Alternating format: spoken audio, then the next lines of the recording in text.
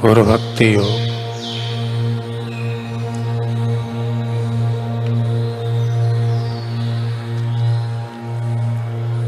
गुरु भक्ति के अभ्यास से जब मन की बिखरी हुई शक्ति की किरणें एकत्रित होती हैं, तब यह योग चमत्कार कर देता है।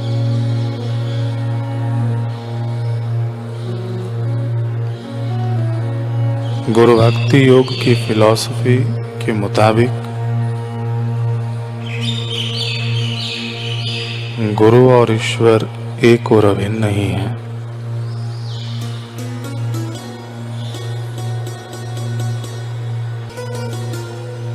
अतः गुरु को संपूर्ण आत्मसमर्पण करना अनिवार्य है। गुरु भक्ति योग में सब योग समाविष्ट हो जाते हैं। गुरु भक्ति योग का आश्रय लिए बिना कोई भी व्यक्ति अन्य कठिन योगों का अभ्यास नहीं कर सकता। गुरु भक्ति योग की फिलॉसफी आचार्य की उपासना के द्वारा गुरु कृपा करने के लिए मुख्य दृष्टांत आगे रखती है। हृदय की पवित्रता प्राप्त करने के लिए, ध्यान के लिए और आत्म साक्षात्कार के लिए गुरु भक्ति योग की फिलॉसफी गुरु सेवा पर काफी जोर देती है। जो अपने गुरु की आरोग्यता के लिए लगा रहता है, वह मनुष्य धन्य है।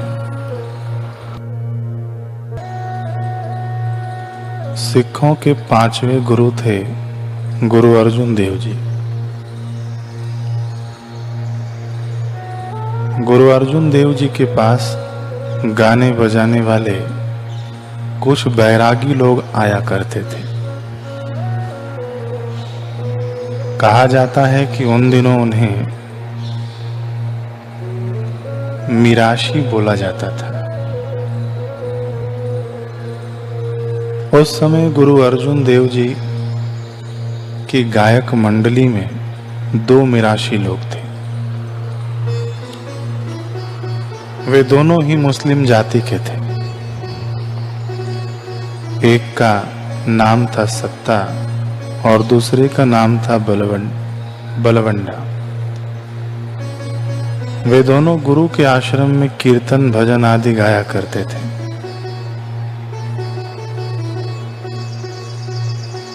एक बार उनके घर में बेटी की शादी थी।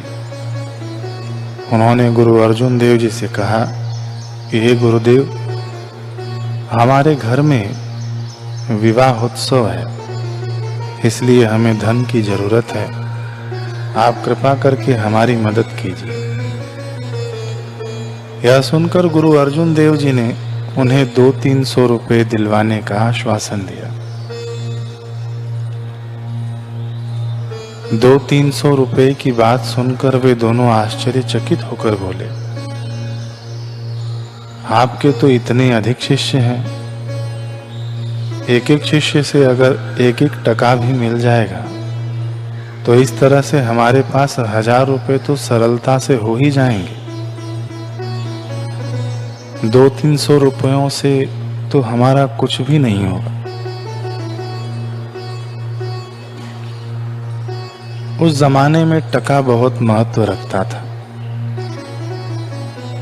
उस समय टके में जो वस्तु मिलती थी वह अब 100 पैसे में भी नहीं मिलती। 1 टका आज के 200 पैसों के बराबर माना जा सकता है। गुरु अर्जुन देव जी ने कहा, ठीक है, दिलवा देंगे। अब वे दोनों प्रतिदिन गुरु अर्जुन देव जी के पास आते, कीर्तन भजन आदि गाते, फिर गुरु जी के सामने खड़े हो जाते और कहते, गुरु जी, आपके शिष्य तो मुल्तान तक फैले हुए हैं, आप उन सबसे एक एक टका दिलवाने की व्यवस्था करवा दीजिए। यह सुनकर गुरु अर्जुन देव जी ने 4.5 टके उनकी हथेली पर रखते हुए कहा, लो, बस इतने ही मिल पाएंगे।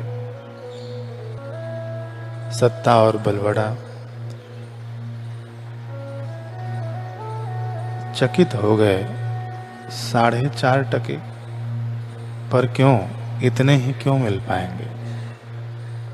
गुरु अर्जुन देव जी ने कहा कि 4.5 टके इसलिए कि उस अकाल पुरुष परमेश्वर के भी 4.5 ही सच्चे शिष्य हैं। एक तो सच्चे शिष्य थे गुरु नानक देव जी, दूसरे अंगद देव जी, तीसरे अमरदास जी और चौथे रामदास जी, 5वां मैं आधा शिष्य हूँ। मैं अभी आधा ही उस ब्रह्म को समर्पित हुआ हूँ। वे सब तो पूर्ण शिष्य थे, इसलिए 4 टके पूरे। मैंने अभी पूर्णता को प्राप्त नहीं किया है, इसलिए मेरा टका आधा।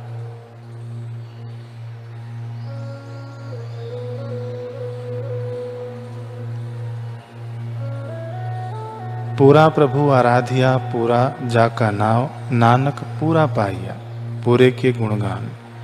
जैसे बिंदु सिंधु में मिल जाता है, ऐसे ही ये चारों भी ब्रह्म में मिल चुके थे। वे पूरे के पूरे थे। 4 सतशिष्य और आधा मैं, इस तरह से 4.5 टके ले जाओ। यह सुनकर उन दोनों को गुरु अर्जुन देव जी के प्रति अश्रद्धा हो गई। उन्होंने गुरु अर्जुन देव जी के पास आना छोड़ दिया और निंदा करना शुरू कर दिया। गुरु अर्जुन देव जी ने उनको संदेशा भेजा कि आप लोग आओ, कीर्तन करो, भजन करो और संगत को उल्लसित आनंदित करो। लेकिन वे दोनों नहीं आए। गुरु अर्जुन देव जी ने दूसरी बार एक व्यक्ति को भेजा तो उन्होंने कहलवा दिया कि हम नहीं आएंगे। उसके बाद तीसरी बार जब गुरु ने संदेशा भेजा तो उन्होंने कहा, रोज रोज संदेशा क्यों भिजवाते हो? हम भी देखते हैं कि हमारे बिना अब आपका आश्रम कैसे चलता है। आपके गुरु नानक देव को भी हमारी जाति के बाला मर्दाना ने ही चमकाया था, नहीं तो आपके गुरु को कौन पूछता। हम यहाँ गाते हैं, बजाते हैं तो लोग प्रशंसा करते हैं, इसी से तो आपकी रोजी रोटी मिलती है। हमारे कारण ही आप गुरु होकर पूजे जा रहे हो। अब देखते हैं कि आप अपनी आजीविका कैसे चलाते हो। गुरु अर्जुन देव जी बहुत सरल स्वभाव के थे। वे स्वयं ही उन्हें मनाने चले गए।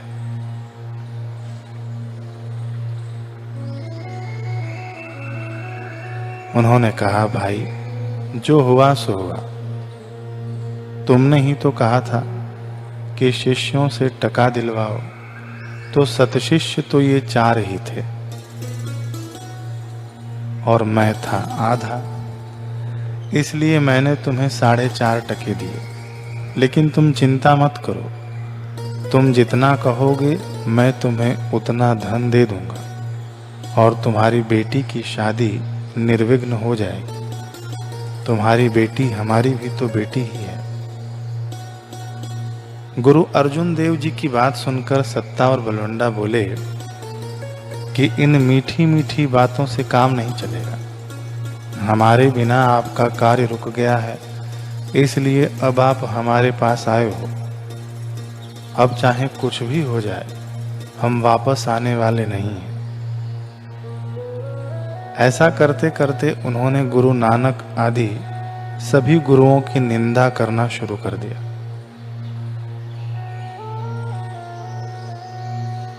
गुरु अर्जुन देव जी पहले तो सब सुनते रहे लेकिन जब वे लोग उनके गुरुजनों पर पहुंचे तो उनसे सहन नहीं हुआ।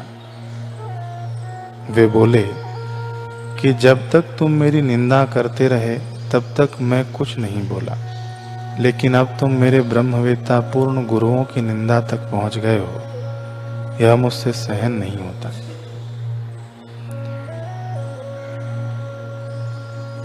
सत्ता बलवंडा ने कहा कि आपसे सहा नहीं जाता तो हम क्या करें, हम तो बोलेंगे।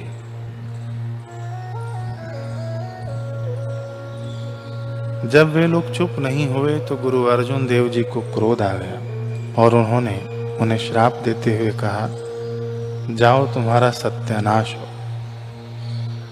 गुरु अर्जुन देव जी ने अपने आश्रम में भी घोषणा करवा दी कि सत्ता और बलवंडा मिराशियों के पास जो भी जाएगा वह हमारी नजरों से गिर जाएगा। हमने उनका त्याग कर दिया है। अब हमारे त्यक्त लोगों से जो जुड़ेगा वह हमारा त्याग करने वाला माना जाएगा। जो कोई भी उनकी सिफारिश लेकर आएगा कि उन पर कृपा करो, उन्हें माफ कर दो, तो उसको भी गधे पर बिठाकर मुंह काला करके उसके पीछे शरारती लड़के लगा दिए जाएंगे।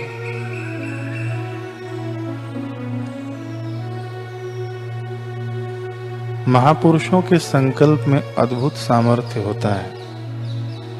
गुरु के श्राप का ऐसा प्रभाव पड़ा कि अनिद्रा, बीमारी, अशांति ने उनके शरीर में घर कर लिया। लोगों ने उनको धिक्कारना शुरू कर दिया।